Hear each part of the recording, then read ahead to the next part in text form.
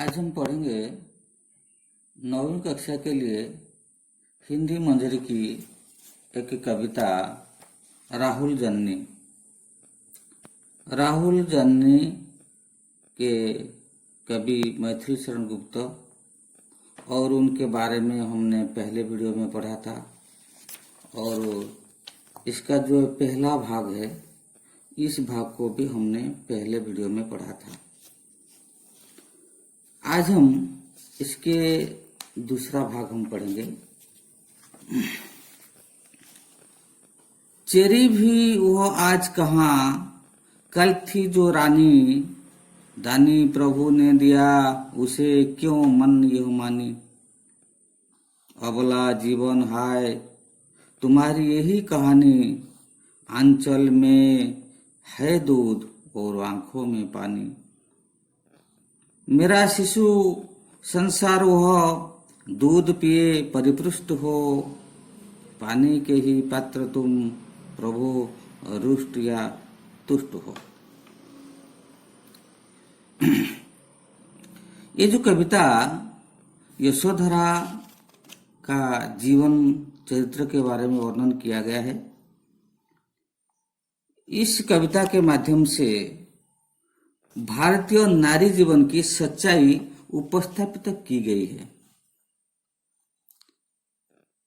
जब गौतम बुद्ध रात में अकेले छोड़कर चले गए तब यशोधरा और राहुल ये दोनों उठे तो देखा कि राहुल रो रहा था।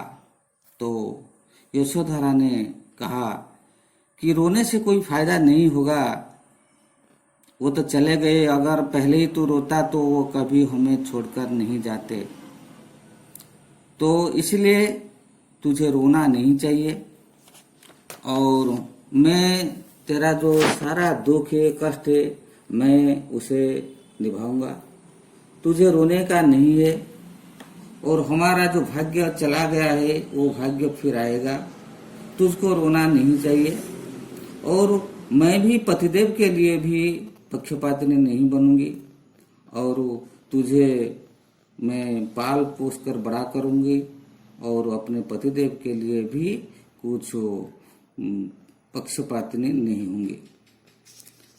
तो इसके जो दूसरे पद में है, चेरी भी वह आज कहाँ, कल थी जो रानी।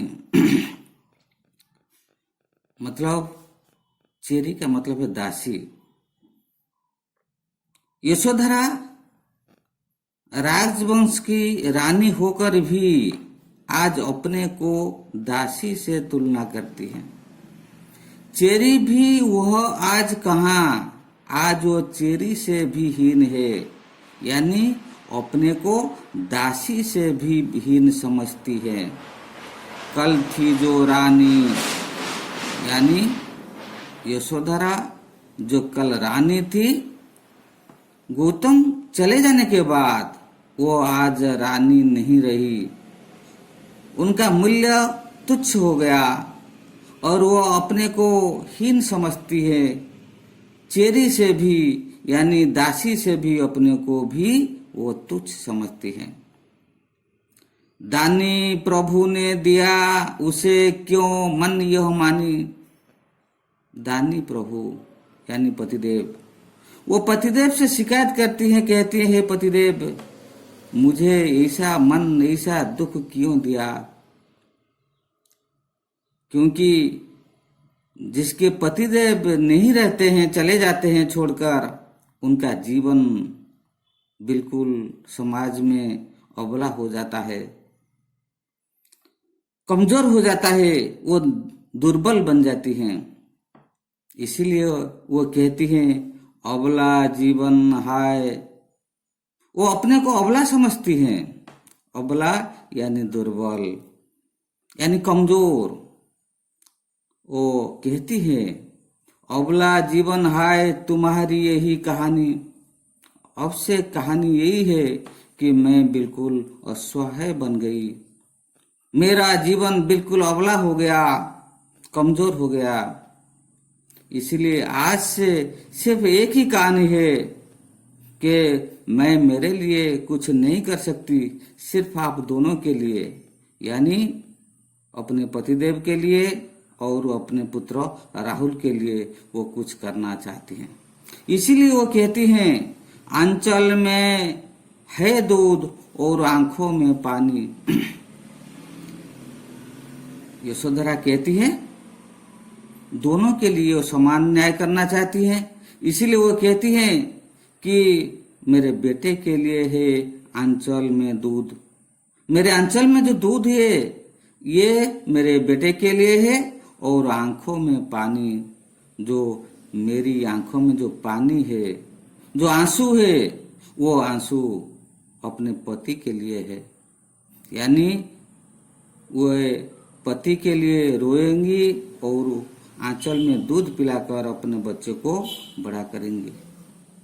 इसीलिए वो कहती हैं, मेरा शिशु संसार वह दूध पिए परिपुष्ट हो। वह अपने बच्चे से कहती हैं कि हे मेरे बच्चे, हे मेरे शिशु संसार यानी राहुल, वह दूध पिए परिपुष्ट हो, यानी वो दूध पीकर हृष्ट पुष्ट होना चाहते हैं। और इसके साथ साथ और अपने पति के लिए भी वो सोचती हैं। वो पति के लिए क्या करना चाहती हैं? पानी के ही पात्र तुम। वो पति से कहती हैं, हे पति, मैं आपके लिए कुछ नहीं दे सकती, सिर्फ आप पानी के पात्र है, यानी आपके लिए मैं सिर्फ मेरी आंखों में पानी दे सकती हूँ। इसलिए पानी के ही पात्र तुम प्रभो, रुष्ट या तुष्ट हो। वो अपने पति से कहती है, तो मैं आपके लिए कुछ नहीं कर सकती हूँ, सिर्फ पानी के पात्र तुम हो, इसलिए इसे स्वीकार करें, चाहे रुष्ट हो चाहे तुष्ट हो। रुष्ट मतलब क्रोध, तुष्ट यानी संतुष्ट।